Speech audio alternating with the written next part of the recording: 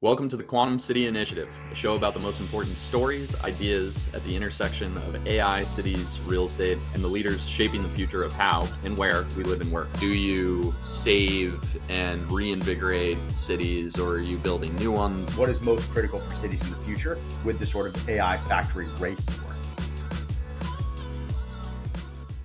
All right, episode 21. Welcome to the QCI show. We talked about bringing guests on.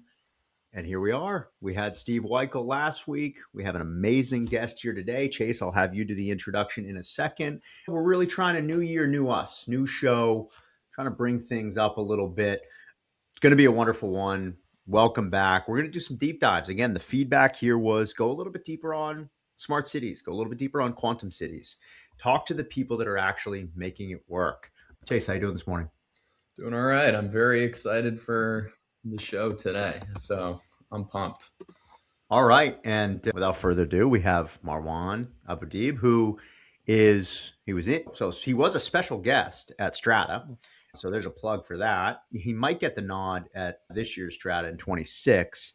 He's been in DC for a couple of months, just landed back in Dubai. Marwan, how you doing this evening for you? Yeah, I'm doing great. Very jet lagged, but excited.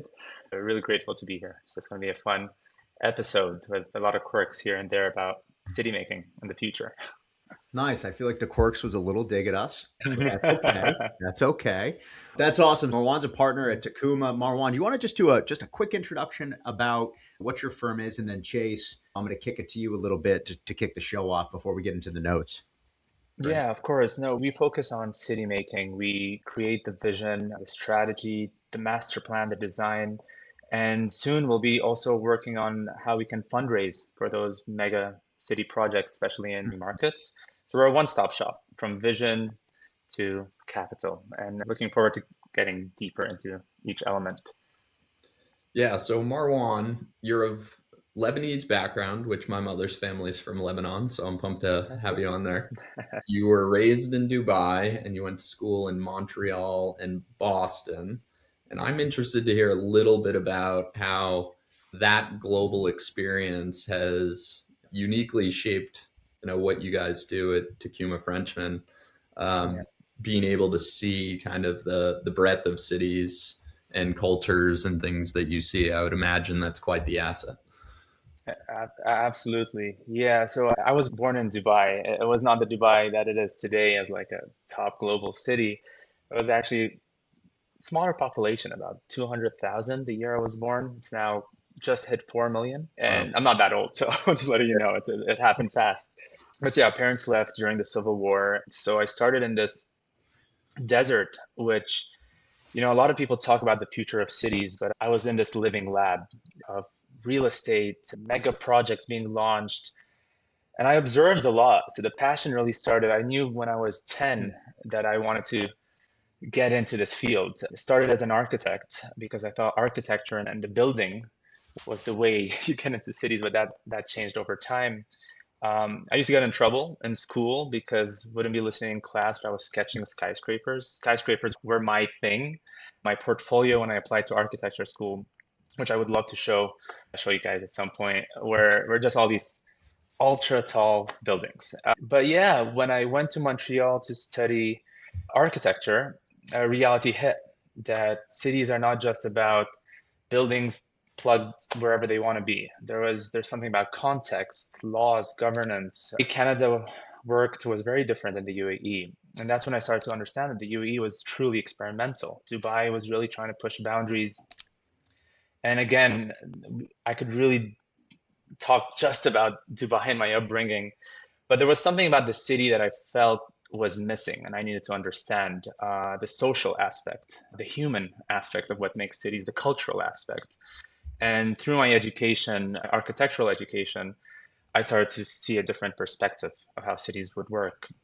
When I went to MIT, I started with the Master of Architecture program. It was a 3.5 year program, which was a bit too long. So after the first year, I got bored. I was like, I need something more.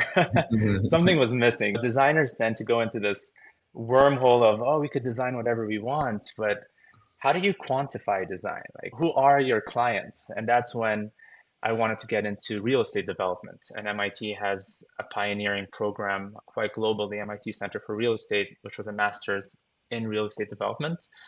Uh, Apparently, I was the youngest to ever get into the program, my way through it. Yeah. Because it's usually a post-professional program where you need about 5 to 6 years of real-world experience. I had none. But being already at MIT, I was able to talk to some professors, got in, and yeah, and that's when things really clicked, which is the real estate economics, technology, which MIT is quite the hub for, and design. So when Mm. you bring those three together, you do start seeing the world through a different lens. And yeah, started Takuma while being a graduate student. I could go deeper into the story, but uh, we were frustrated at some point when we would present our projects, the architectural projects, and no one would show up. It would be annoying. You'd spend like the whole semester working so hard and no one shows up. And then you're like, okay, we have all this creative content where we're talking about the future of cities. We have all these renders, these designs, and there's a really cool story, right? But it tends to just be forgotten. You get a grade and then that's it. It's stuck on a hard drive. So me and some classmates were like, okay, what if we take that content and print it out and have these pop-up galleries across campus just to see how we can get some people's feedback. And we would print our renders and frame them. We went to IKEA, got some frames. Again, hacker culture at MIT was quite strong. Um, and then there was a lot of interest from the public, not from architecture students. It's from your regular person who basically knows nothing about cities or architecture.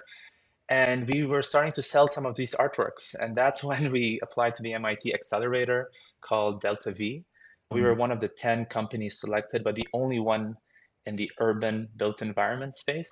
And the vision for Tikuma, the early vision was how can we support emerging artists by showcasing their work in real estate, hotels, offices, Airbnbs, Mm. because we felt that there's a lot of great art out there. There are a lot of empty walls. Why can't we make that connection? So that became my thesis project. And what year? Sorry, Uh, what year was this, Marwan? I'm just trying to map that. exactly 10 years ago. Exactly 10 years ago. That was a decade ago. Crazy. And we were still students, right? I was doing 2 master degrees, started a company. I had no idea how to run a startup. It was me and my co-founders, Kun and Mayo and Tenjia.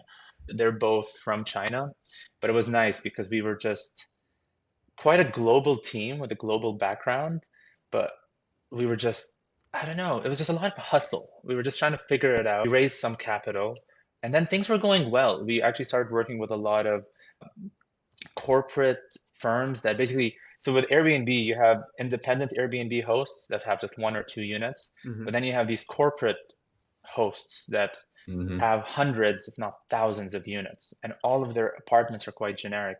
So they started working with us to start showcasing all of this artwork.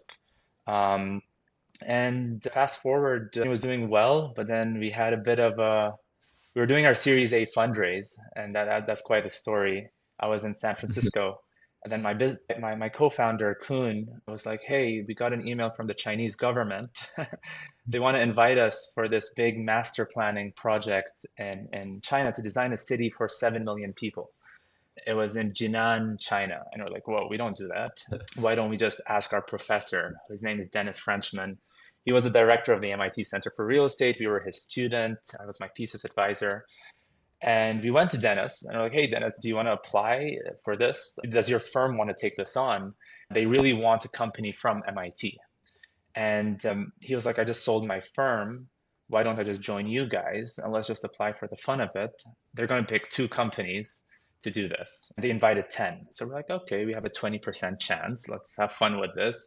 Instead of raising our Series A, let's just take the money from this competition. It was just 3 months and then we'll go back to doing the art thing. We ended up winning. We ended up being selected. We created a new company as a joint venture with Dennis Frenchman. We became Tekuma Frenchman.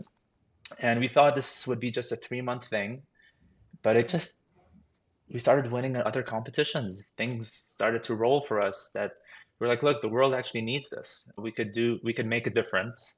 The first year, most of our work was in China because a lot of mega projects were there.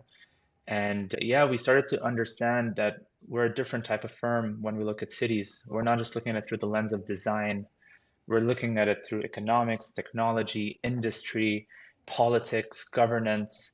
It was wild times, but that was exactly 9 years ago. And now that I reflect back on what we've achieved, we've worked in over 20 countries, over 50 cities. One of the biggest projects we've done was in Riyadh. We were going to double its population. So the scale kept on growing, and we're like, wow, no one is truly designing a company that's focused on megacities and emerging markets. So that's how we started to shine in the space. I mean, that's an incredible story. And one of the things that I think resonated, obviously, we got to know your firm through our partners at MIT and then hearing you speak at the Strata conference. One of the things that I think is pretty unique about what you're describing is kind of this intersection of urban design and planning, technology, economics, and policy.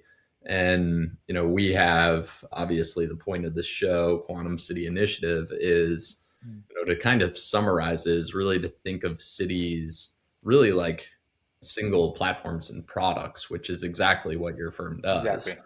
And I've read a little bit about how you all think about productive cities. So if, we were talking a little before the show, you just had your first child, congratulations. And you were saying that that has already had an Thank you. impact on how you think of the city as a product and environment and culture. So if you could talk a little bit about productive cities. And I think one of the other things that I found very different about how you all think, and we'd love to get your philosophy on is, you're pretty forward with tech, but in service of certain, say, metrics and key performance indicators. I was reading about the view quality analysis that, you all have developed. So if you could talk a little about productive cities, we'd love to hear more.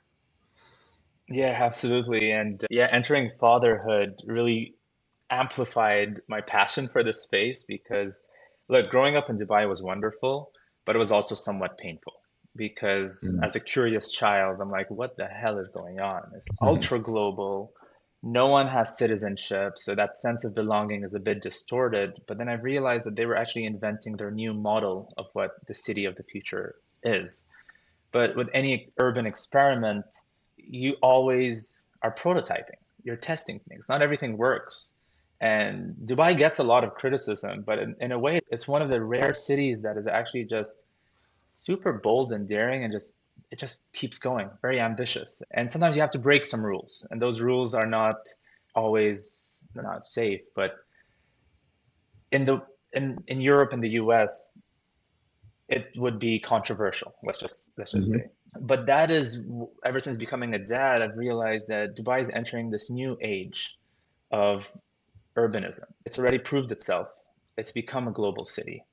And now it's trying to focus on the gaps. And those gaps are around society, human interaction, culture, uh, green spaces. How do we bring people out on the streets to start to engage and interact?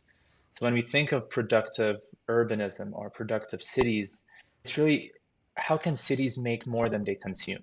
The 20th century really saw cities designed around consumption, big malls, it's just which is good. That's what drives capitalism. But now we're looking at cities need to do more for people.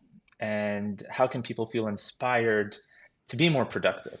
And maybe the word productive is quite industrial and heavy, but it's truly just people talking to others, bumping on the streets, thinking of a company they want to start. How can you find co-founders? How can we avoid being lonely in a city? And I think what happened with cities like Dubai that were designed around verticality is that even the skyscraper became a very inefficient typology because it really disconnects you from the public realm, from the ground. So when we start thinking about designing cities, it's less just about what it looks like, where it's, oh, we have a very cool, beautiful skyline, where it's starting to be more about the social dynamics. And because of technology, we are a completely different type of consumer. So when cities were designed 20 years ago, 50 years ago, we were quite static. So now we're on the go. And even with the rise of AI, we're going to see billion-dollar companies being run by two people on their phone, right? So we have to think of a different approach. That was really what productive cities was all about. Looking at industry, how do we even think of the younger generation, the youth? What do they want? Even though they don't have jobs, but by the time the city comes to life, they're going to be entering the workforce. Do they want to sit in a corporate office on the 50th floor, or do they want to just sit in a beautiful, intelligent urban park? Okay, so what does this park do? Is it just a bunch of trees, grass, nice flowers? Or could you have some urban products that could help drive the efficiency of that park? So this is where our background at MIT really helped us stand out from the competition, is because we did try to bring technology as an enabler, where we had access to a lot of where the future is going. That's what MIT loves, the research labs. So we would always build a consortium to our clients saying, you want to future-proof your investment, work with us because we know what's coming. And then we would bring faculty to support us as senior advisors. So when you talk about breaking the rules, right? And you've done work, I forget how many cities you said earlier. You spent a lot of time, obviously, in the US. I know you were just in DC. Obviously, you're in Dubai. When you talk about breaking those rules, is there a big difference between getting quote unquote work done here in the States than in the international markets? Because what you're talking about, to me, I'm sure there's a reason why you're in Dubai, a reason why you're in that city when you talk about that red tape. Is it different? And have you done much work here in the States where the international markets, specifically Dubai or Riyadh, are just that much farther ahead or have the ability to quote unquote break those rules or cut the red tape? Yeah, yeah. No, that's a great question. I love the US, and it's really an intellectual hub, right? Innovation, ideation. That's where the great things come. But when it comes to deployment, countries like the UAE, Saudi, even now in West Africa, where we're doing a lot of work, they're leapfrogging because it's just easier to deploy innovation, specifically Mm. urban innovation. So their governance system, they're able to think far ahead because their political system enables that to happen. They've also launched many master developers, which are semi-government, and it's a win-win, right? Because the public sector, private sector team up and say, okay, we're going to have this massive parcel of land. How can we make this happen? And it's also that part of this part of the world where, because I just got to Dubai, is also catching up. Its economy is accelerating, it's attracting talent, migration has become much easier, which is quite ironic, but it's really becoming this white canvas of can we make cities at a speed that is insane. It's actually insane, and it's getting faster and faster, although there are some side effects to that.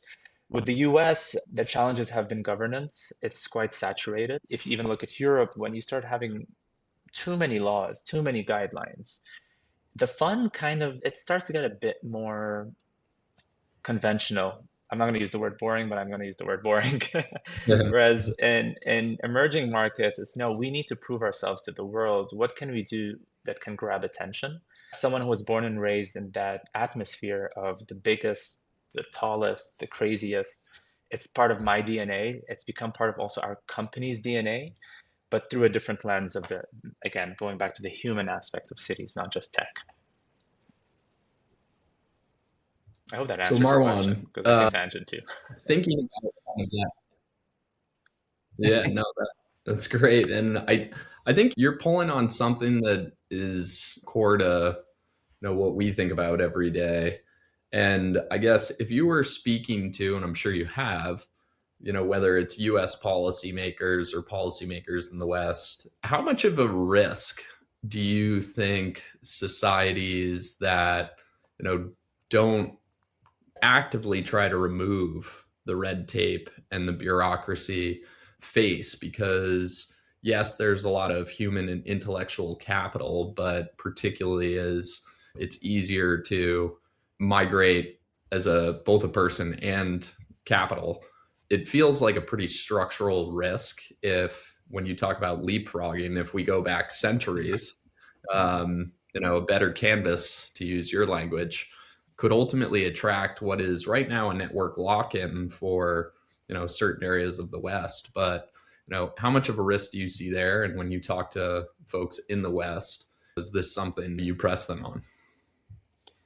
I'm gonna have to apologize because my internet got disconnected for a bit. Do you mind just reframing the question? Because I lost you for a Yeah. few seconds. Yeah, all good. So my Sorry question about that. was, when you look at the West, Yeah. the kind of network effects and lock-in that they have are obviously human capital and capital itself.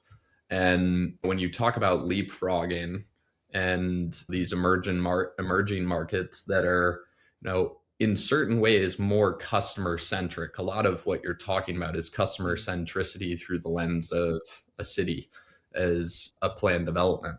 How much of a risk is that for whether it's the United States, specific states, countries in the West? And is that something that you talk to policymakers Yeah. about here? Yeah, so we don't do much work in the US since we started the firm. We've been just a bit too busy on that other side of the planet.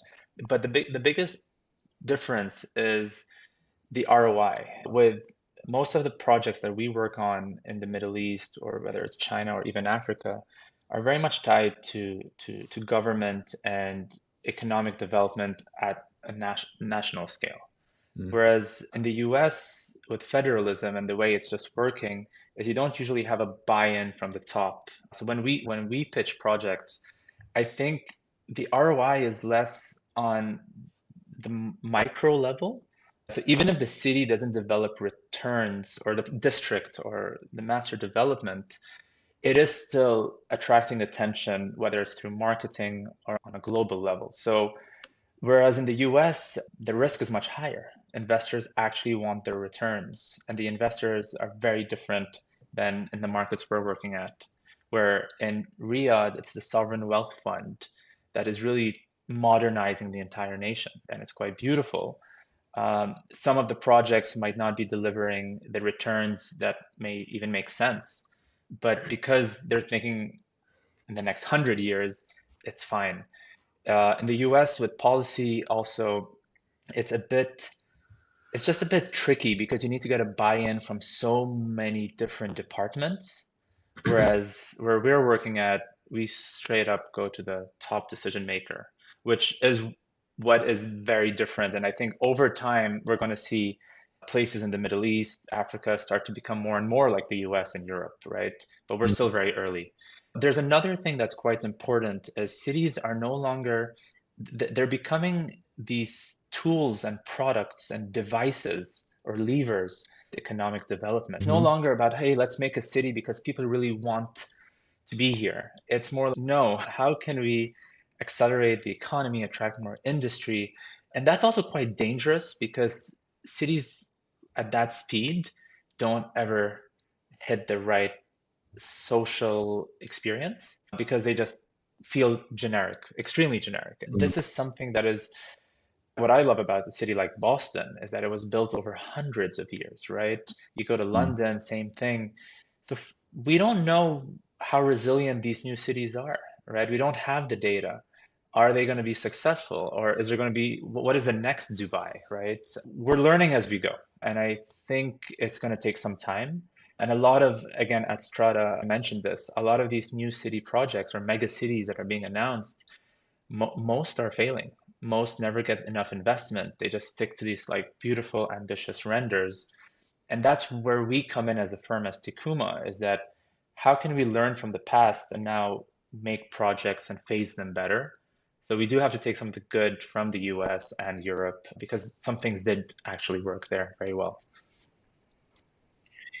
So the cities that obviously, like you mentioned, Boston, and it is fun when you walk around Boston, you can see where the pavement's been ripped up and you get the old cobblestones, right? It's an older Yeah. city. There's certainly cities in Europe that are much older. One of the things that we constantly talk about is infrastructure and how you can create what is a future city and a quantum city. And with this surge in AI, there's obviously these massive energy needs. And the grid might not Mm, be able to sustain that. And I know that's something that our administration is working on. But as you think about, you said something interesting. Most of these mega cities don't get off the ground or they fail. We've kind of seen mm, that. And I do want to get to, and I want to talk about Greenland in a little bit and some of the future plans or thoughts there. But Do you think that the cities, I don't want to say this is in a negative way, cities of the past, New York, uh, LA, SF, Boston here in the States, do you think that they can actually turn the corner to be what is a future proof city? Or do we need to really get behind and ensure that these newly developed, these younger cities do succeed? Or how can you retrofit a city like a Boston to be able to sustain what is all the future infrastructure needs that are there, both population and energy? Moving from productive cities to regenerative cities is that we got to work with what exists. This idea of just going complete white canvas, starting from scratch, is quite challenging because if we look at the planet, there are some amazing cities that we've created that we need to regenerate and we need to work with. So cities like San Francisco, New York, how do we make them more adaptive to technology? Because people want to be there. People actually like those places. What's interesting is that cities are layered over time and they're not top down. And that was my Mhm. frustration growing up in a place like Dubai, because that's just not how we're biological beings. Everything is organic and it's meant to grow. So even cities like Istanbul, Mexico City, that have horrible traffic, crazy pollution, but people actually want to be there.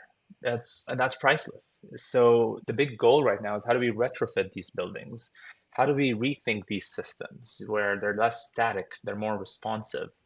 I don't think the world is looking for shiny, tall, mega skyscrapers and that feel generic. Instead, they actually want that human aspect of it. So I would say the city of the future is not starting from scratch. It could be definitely retrofitting what exists, and that's key to the survival of our planet too. Because if we end up just abandoning all these existing cities, we're going to have a big problem. Yeah, there's an interesting, we think about it in terms of when you think about operating systems. Obviously, you have completely open Linux, and then you have things like Apple that are much more tightly Mm. controlled, and you have different versions of how cities kind of allow for development and build up over time. And I don't think there's a right answer. I think it's good that we have kind of a variety of different models, but culture is a very hard thing to accelerate. It inherently requires Yeah. time, and culture is an incredibly powerful network effect. So I don't think it's Mhm. permanent. Lots of network effects can be broken, but to your point, at some point, if policy is restrictive, if the economic benefit Yes. isn't there, if the canvas of another place is, the old, I'm sure they talked about this at MIT, but to get people to switch technologies, you have to be 10x better. I think we're seeing developments that are 10x better in certain new areas, Mm. right? So I think we're heading into a few decades of very fascinating potential mass migration if some of Of the course. the more legacy cities don't kind of get their act together. That's absolutely true. We're seeing it in California now with this new policy Mm. and people moving to Texas, even Boston, which I love, but there's a big issue is that the top 50 AI companies, half the founders studied in Boston, don't build their companies in Boston. What's going Hmm. on? And you graduate, you need to make Boston to be a cool place to just hang out and build your company, not have to move to a different city. And I think policies is a result of that, which is we need more affordable housing. The city is, to a certain extent, almost overbuilt, and no one really wants to be so far from the downtown core. And again, this also relates consumer behavior, right? This when millennials, Gen Z, soon Gen Alpha, people want to live, work, study, play in the same place. So density is a big topic, and sometimes we just can't afford that. So you have the yeah, I guess when investors are looking for their returns, the returns are quite bigger when you start from scratch. Land is way cheaper. You get to control the entire ecosystem. And I think we will see, in the US, there you have some ambitious projects that are talked about. At Strata, there was California Forever. You have Tolosa City. And I think it's about time we start looking more deeply into those products. But why can't we look at places like Baltimore Mm. and St. Louis? St. Louis is a great city that lost a lot of talent. Don't want to say it got abandoned, Yep. but can there be something where we reinvent St. Louis? We don't have to go to the middle of the desert Mm. to start something. Um, but yeah, the world is transforming quite amazingly. And again, I think I mentioned this. Now that I have a son, a baby, what is the future like when he's our age? What is the world like? Is it going to be dystopian or is it going to be more utopian? And I think it goes back to the human interaction in cities.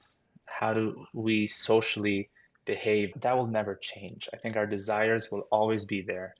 Since we were living in caves to living in these Mhm. mega cities like New York, Hong Kong, we still need to eat, drink, we need shelter, but we always want to focus on community. And I think that's extremely important because a lot of these new mega cities, they talk about community, but it's very hard to prove that because that takes time. Yeah. Last thing, and then Greg, I'll let us get to the show, but you called out a very important point to both of us on this show. Our friend of the pod, Brian Halligan, the HubSpot founder, has been highlighting exactly what you're saying, that Boston is losing. A lot of AI talent gets educated here and then Yeah. goes west or Yeah. goes wherever they go. So that's been a continual problem for Boston, where they have the ultimate asset of young, Hmm. ambitious, enterprising human capital that ends up leaving. So Yeah, it goes Miami. through these waves. That's interesting because Miami now is this like rising star where they're going Mm, all out on marketing it as the fun place to be. And it truly has transformed in an amazing way as a rebrand. The mayor played a big role, especially yeah. looking into new industries, whether it's Mhm. blockchain, Web3, all that. But it's lifestyle. Lifestyle is so damn important because in the past, people would just move to anywhere, even if it's the most boring place, but because the jobs were there, they would just move there. So we do need to think a little bit about how do cities focus on their brand? How do they elevate their brand? And Mm, you can't be for everyone, right? You market yourself for a specific niche. yeah. What Dubai's been doing really well is that they have government buy-in. The Mhm. government is spectacular. The way they are marketing the city to attract talent, making it so easy to set up a company. The tax policy is a big win, but it's really important for the city to also engage with the private sector. And I see that Boston is going to have to do that again. Yeah, it's not a strength right now, and I think if the Boston sports teams revert back to their '90s performance, we might be screwed. So Yeah, that doesn't happen, because I yeah. do think that's like the culture, that's the social fabric. That is Uh, very true. That's yeah, very true. I didn't think of it that way. Good point. yeah. So as you think Greg, what do you about, got on? we're 40 minutes in and we'll get into the show notes. Generally, what we do here on the QCI show, we got a couple of quick hits. There's a lot of news specifically this week about really 2026 is a transition mode. 2026 is the year that we might see commercial real estate as a whole, specifically the office sector, come back. 2025 was eventful. The last couple of years have been eventful. The biggest discussion here, specifically this week, is around what really comes to the haves and the have-nots and the bifurcation of the market. My question for you is, how does technology play into this? You talked about Boston. Boston is in, candidly, an inflection point. It could go one of two ways. You see some major projects like Heinz South Station Tower, which is really leaning into technology, that is really leaning into sort of the top of the market. And then you have where our offices in downtown Crossing, and then you got Fenway, which is losing that sort of community vibe because all of these ground floor retail are really struggling. Is it about a flight to quality, or is it about the technology integration that you're seeing that really helps build a city where people want to stay? Yeah, that's the big thing because the obsession with smart cities and technology, I think we abused it a little bit and we have to take a step back. If technology can help us be more human and socialize more and be more productive, then it's working.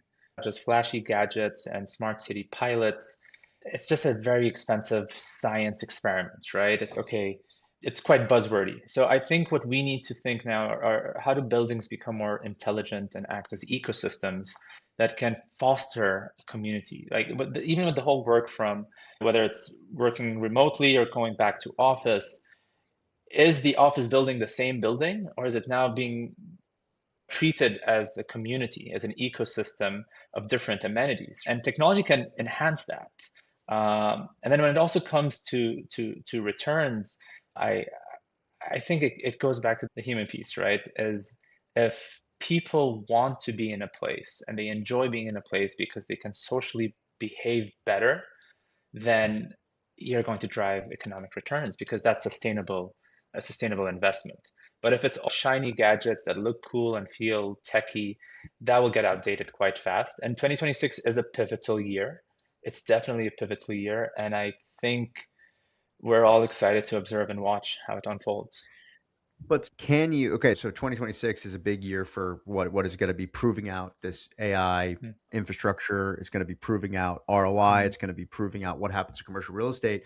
How can you said Miami did it well with marketing. So when you're thinking about these massive developers, these large REITs, a lot of our customers, a lot of the people that tune into the show, if it's not about maybe technology integration and shiny new objects and fancy glass on a new tower in downtown Boston, how do you make it a place where people want to go? What goes into it? How do you get that community? How do you get that ROI? If we're going to spend hundreds of millions of dollars on developing and pouring money into the city of Austin, which I think it absolutely needs, outside of just saying, I swear it'll be better, guys, come on and hang Mhm. out. How do you measure that ROI? Yeah, yeah, no, no, that's a good point, and that's where culture comes in, right? It's not just an add-on, it's actually the foundation of what makes a place cool, different, and fresh. So, how do you start marketing what people are doing in those communities and those in the city? How do you start marketing the lifestyle? And it's crazy because the creator economy, Dubai 2 years ago, and actually it was just last week, they have a summit called the 1 billion followers summit, where they want to become this global capital of attracting all those content creators that have Mm. so many followers. It's interesting because I think Miami is also going into that space, which is how can we showcase a lifestyle? And Boston has a very unique lifestyle, which again, it doesn't appeal to everyone. We're not trying to say that we want everyone to move to Boston, but I do believe a little bit of fun and entertainment, a little bit of just that's what makes us so human is we love to gossip, we love to catch up, we love to ideate, but can we do it in a fun way and not on Zoom? And I think Mhm. that's the biggest shift is how does the city, the public realm, doesn't even have to be the public realm, it could also be inside of some buildings, how can they become like a platform, a stage? How can we bring art? How can we showcase the talent of the locals? How can we build a story around that? And I think the challenge of a lot of these mega cities that are being planned in emerging markets is they think it's just a plug and play. Okay, shiny building, objects. But it's not. It's the local communities being very proud of their city Mhm. and showcasing it to the world. And that's what technology can do. We can showcase the brand of a city very efficiently.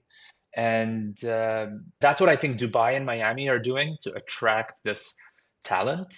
Now, the question is, how do they retain talent? Because there's some things Mhm. that Boston have that those cities will find it very hard to get, which is that education base, right? The research hubs. But I would say it's a bit of it's a bit of a challenge right now. And I'm focusing on culture and lifestyle Yeah. just because I think as an architect, that's my passion. If I was an engineer, I would probably look at it in a different way. But there's also definitely this, we just talked about my internet connection struggles here, but people want efficiency. We need to reduce friction. So if we can get speed, that's wonderful. And we can talk about AI and compute, but that is a big one going forward. Yeah, as you think about these cities, so news out of this week out of Davos was there's, President Trump and his administration has been trying to acquire Greenland. There's Mm, apparently some structure, quote unquote, in place. I don't have any idea what that means. But additional news has emerged that Silicon Valley billionaires have been advocating for a freedom city in Greenland. mm, This would be Peter Thiel, Sam Altman, the Winklevi or Winklevoss twins. I think it's Winklevoss if it's plural.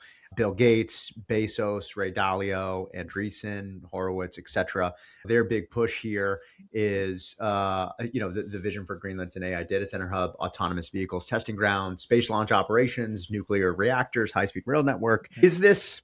the US may or may not acquire the land. Do we have Yeah. the right thinking? Every time I hear Silicon Valley billionaires trying to Mm, create a city, I get a little bit nervous. yeah. Are we going to just continue to make the same mistakes that we have in the past? Now, if I'm a betting man, I certainly wouldn't bet against Thiel, Altman, Mm, Bezos, Musk, and so on. Is this the right approach to, I guess, the green space in Greenland after what you're seeing in Dubai? yeah. Call it. Yeah. No, this is great. Actually, the last adventure trip I took before my baby arrived was I traveled to Greenland. I took my wife to Greenland for what is a baby moon. It was Wow. insane. It's way more than a piece of ice. I called it a piece of ice.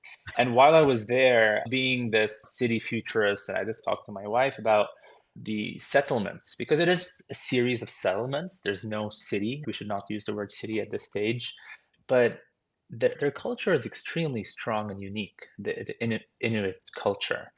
And that's never talked about in the news, right? It's always about security, but what about the people? And unfortunately, a lot Mm. of the people, the Greenlanders, are leaving to Copenhagen for better opportunities. And this is happening elsewhere, as well as the Amazon, that a lot of these tribes or settlements are losing the youth because the youth are connected on their phones. They see what the life is like in Copenhagen, London, New York. They're not staying, right? And it's a big challenge. Rural areas, how do we avoid them getting ghosted? So just to tie back a bit to what's going on in Greenland is the idea that I had is how can AI help create or amplify those settlements to keep the youth so that they can stay there, but to also attract entrepreneurs around the world to come and co-create in that settlement. So instead of thinking of it as, again, white canvas, there's nothing. What if it's people first, culture first, and then how do we amplify that? And we introduce new systems and new ways of thinking, because then you create a place with soul, right? And that is going to that will attract people. And Dubai, what's interesting, going connecting to what Dubai was, Dubai always had an existing population.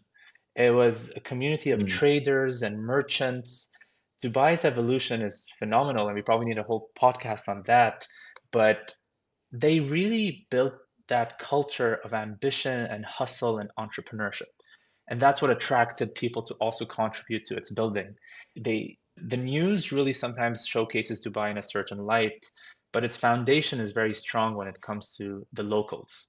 So when we hear these tech billionaires coming into Greenland, they really need to look at the narrative underneath, right? It's less just planet, it's also people. And I think it's an exciting project. I would really endorse this Freedom City, but if it's looked through a different lens where it's people first, tech second. And a lot of those tech billionaires, they have the right ambition, they have the right thinking, but the headlines tries to spin it towards tech. And I think this is what's very important is that these cities should be negotiated, not imposed. And once that happens, I'm sure we all would want to book a flight and go to Greenland because it's going to be unlike anywhere else. Um, Greenland's amazing, Mm. guys. Like it's really more than a piece of ice. The Mm. culture is strong, and I think Yeah. with climate change, the ice is retreating, so there's going to be more land. And I do believe in our lifetime, we probably will see investment go there. We should. That's progress. But again, the tech industry, because they're from the tech industry, we tend to want to immediately criticize it. So I would advise just, again, focusing on reversing the brain drain. If it was more about, hey, we want to reverse the brain drain of those settlements and Yeah. communities, and we want to co-create by bringing tech entrepreneurs to collaborate with the local population to create the city of the future in Greenland and introduce new systems, then we're hitting the right approach. Yeah, I like that. Listen, I don't know much about Greenland. I just think about the Mighty Ducks quote from many years ago where they're talking about they're playing Team Iceland, and Iceland is actually green, and Greenland is actually covered in ice, and That's true. why they have been. That's marketing. That Anyways, was listen, we got a marketing. few. Yeah, yeah, Yeah. exactly. That was marketing. That's I believe Iceland is very volcanic, but I True. do. We do need new models, and those ambitious people or entrepreneurs, we need to hustle and propose crazy new ideas. That's progress. If we don't, it's just we're just going to stick to the status quo. And I think that's why I'm excited by some of those tech elites, because they're like, we need a new model, and we can't just accept that this is how life is going to be given technology and its growth. So let's see where it goes. I mean, listen, we're pretty much out of time. I got a couple of quick hit questions. The more I just like hear Right. you talk about this, the more depressed I get about the city of Boston. No, it was You're cold. I inspiring was me to there go last week. everywhere else, not in our home city, because I just don't. It is a marketing thing. There's a lot. There's a lot of work, and it's got to be both from the ground up and the top down. And I don't know if the top down in Boston's going to get it done, because I am bummed about the city of Boston. We've been in Boston. We've started companies in Boston, and it is different. Brian Halligan, Yeah. and we should get him on the show next. I think he was icing your emails, Chase. So Mm. here's a public shaming to get him on the show, founder of HubSpot and MIT guy as well. But anyway, so okay, listen, I got a couple of quick questions, then we can wrap up. I know it's late with you and you're jet lagged. Okay, so there's a little bit of a prediction. We want to ask all of our guests this. Fast forward 12 months to January of 2027. What is one headline that we'll be reading about commercial real estate that nobody is talking about today? Okay. Uh, Buildings will be less static, and I think we're going to see buildings behave as micro cities, as a metaphor, micro communities, where they're going to be more mixed use. They're going to be, you're going to have healthcare amenities. You're going to have more wellness spaces. They're going to be more social, I would say, social hubs, that they would start acting as operators, not just static office space. So they're going to be more like living systems inside within. I don't I love it. I agree with you. Jan 27, maybe Jan 2030 there, Marwan. I think you're ahead a few. So All I would right, all say, right. okay, so how about this? Wellness. I think we're all riding Yeah. the wellness train, the longevity. So can buildings, commercial real estate make you live longer because of the habits that they try to integrate within the building? Ooh, Let's just put it that way. okay. Love That that. that's I'm super that's non-negotiable. Life expectancy. Yep. I'm super curious about this one just because you just became a dad. What is outside of your phone and your computer? Could be a piece of software, could be a piece of technology, could be a piece of hardware, it could be an app, could be anything, could be a baby monitor. What is one piece of technology or software, etc., that right now you cannot live without? It's got to be those. It's got to be ChatGPT. It's got to Okay. be Claude, ChatGPT, Gemini, whatever. It is insane how it's funny. I was stressing out. I just jet lagged, landed in Dubai. 14-hour flight with a baby was not easy. I was super stressed, and I just needed someone to talk to. I needed like a so-called therapist just to explain a situation that I was dealing with. And it was so nice that I had someone there. ChatGPT has really helped me bounce ideas, and I think we're only getting started. And I can't wait to truly integrate in the physical world into cities where we're all just amplified in terms of performance and productivity. Love that for all your therapy needs after a 14-hour flight with a newborn. My goodness, I don't think ChatGPT or It was anybody can wild. solve that It level of was pain. wild. Good for you, man. All right, two more quick ones. So the show, yeah, we talk about quantum cities. You've done incredible work. You've worked in cities like Riyadh, Dubai, and so on. I'm super curious if you had to pick one metric, what is the single most important metric for a healthy city of the future? Number of startups started, hands down, that defines productivity. The future is less about plugging into existing corporate systems. It's going to be how do you start your own thing, and governments need to jump on that. We're working in West Africa and Togo, and that's how you accelerate innovation and boost the economy. You got to get those accelerators, venture Hmm. capital funding. All the players need to be there. Absolutely love that. Here's a fun question to wrap up on. You've designed obviously a lot of cities. You've seen a lot there internationally. We love pop culture on the show. Terrified of shows like Black Mirror and all of that. What is a TV show or a movie that Mm. you've seen or read about that actually gets the future of cities right, or that actually gets the future of cities terribly wrong? Okay, so let's start with the right one. I don't know if you guys saw the movie Her, with Scarlett Johansson. Yeah, and Joaquin Phoenix. Uh, Yep. yeah, the way they portray the city is just very community green, and just it's just good with the sidewalks, and then the tech is always in the background and it's never at the forefront. Again, it goes back to that one-liner that Hmm. tech will always need to be an enabler. It doesn't have to be like flat out in your face. So the movie Her hits the right tone emotionally, and cities will always be the same. I think we always think that fantasize that cities are going to be very sci-fi like cyberpunk. It's going to be a bit dystopian, but that's not true. We're always going to be human. We're not going to change our species and all of a sudden just be like bits and bytes in code. So Her got it right because it does have AI in that. And then I would say Blade Runner. I love it. I'm an architect. That's the dystopian one, which is getting it all wrong. Growing up in Dubai, like I'm all for the three-dimensional city. Many of our projects, even in Saudi Arabia, we're really out there. We can be really visionary and futuristic. And I do think Blade Runner's aesthetics are incredible, but I don't think future cities are going to be very dark. If anything, they will be more focused on wellness and green spaces. They'll become more human, if anything.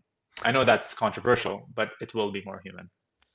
Yeah, I'm in on Yeah. that. I just got to come to Boston, man, or spend more Yeah. time. One more question that's not in the show notes, but you got me thinking about it, and then we'll wrap up. Is what is your favorite or the most valuable ChatGPT or Grok prompt that you've used? Ooh, I really like that. Just give me a second. Let me quickly Yeah. think. Oh, yeah. Based on what you know about me and my chat history, that's the prompt. What do you think I need to improve on this year?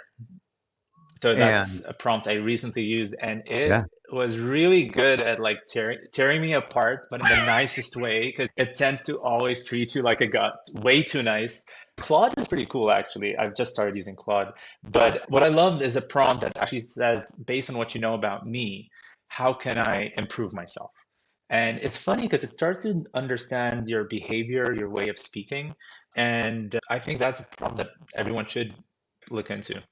No, actually, it's been telling me to slow down because with fatherhood, I have a new type of mountain to climb, which is taking care of my child. But also, I have a bulging disc in my lower back, which is, yeah, I gotta say, like in life, when we look at cities and all that, it comes down to health and well-being.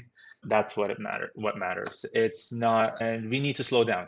We need to slow down. The world is getting faster, but again, we have to look into ways to just chill a little bit and not freak out because I think the world's freaking out about tech that overnight it's going to transform, but it does layer in.